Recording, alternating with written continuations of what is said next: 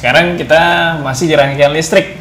Saya pengen jelasin sama kamu rangkaian yang agak jarang sih kamu dengar mungkin ya. Tapi kalau yang udah dengar itu bagus tuh. Namanya jembatan Wheatstone. Pernah dengar nggak? Jembatan Wheatstone. Wheatstone atau Wheatstone? Ya sama lah ya. Saya nggak tahu bacanya apa. Oke. Nah, jembatan Wheatstone itu gini dia bentuknya.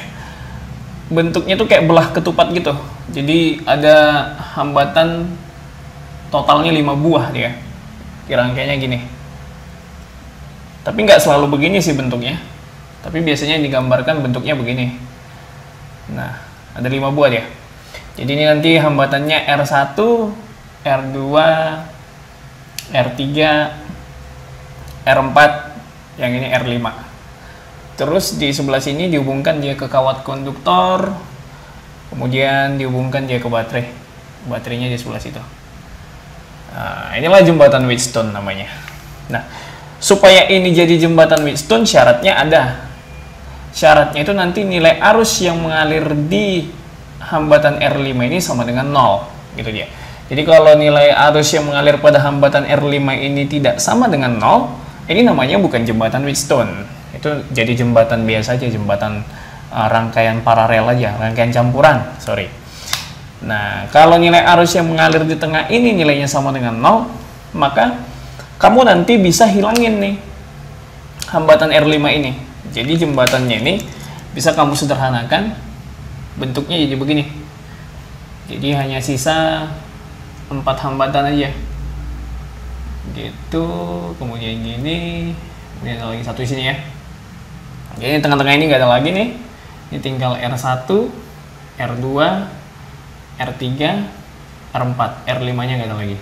Ini dihubungkan ke kawat ya. Nah, jadi ginilah bentuk rangkaiannya nanti kalau dia nilai arus di tengahnya sama dengan 0. Nilai arus di tengah itu sama dengan 0, itu terjadi kalau dia memenuhi syarat jembatan Wheatstone. Syaratnya itu gini. Nilai hambatan yang berseberangan, kalau kamu kalikan, yang berseberangan mana nih Kak?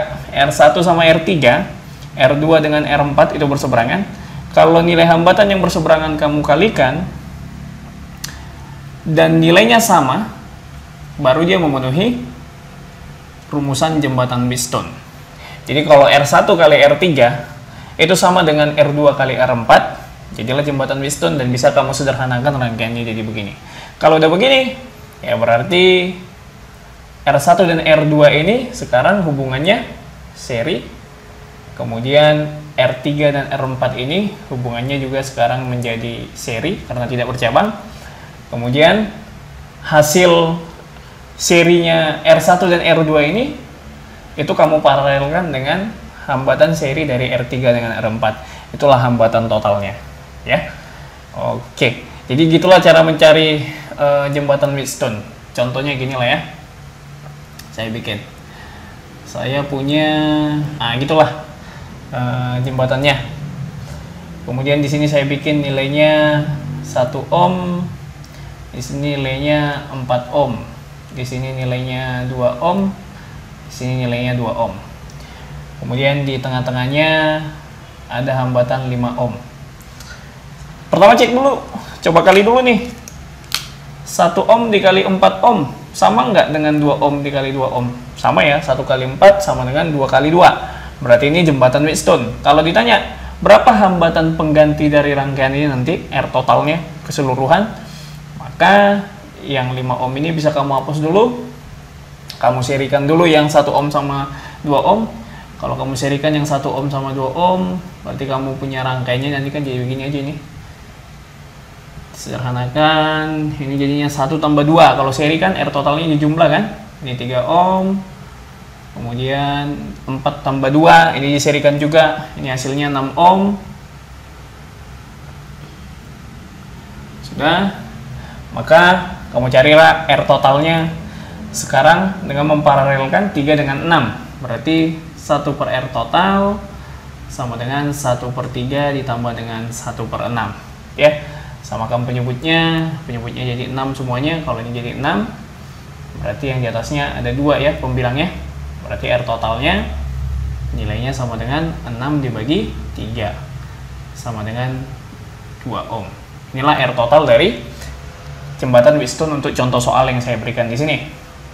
Nah, tapi itu juga di beberapa soal di sekolah itu saya jumpai nilai arus di sini, nilai perkalian antara R1 dengan R3 dan R2 kali R4 itu nilainya nggak sama.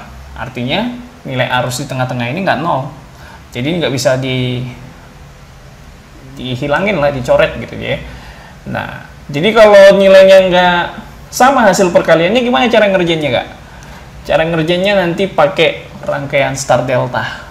Saya jelasin setelah ini.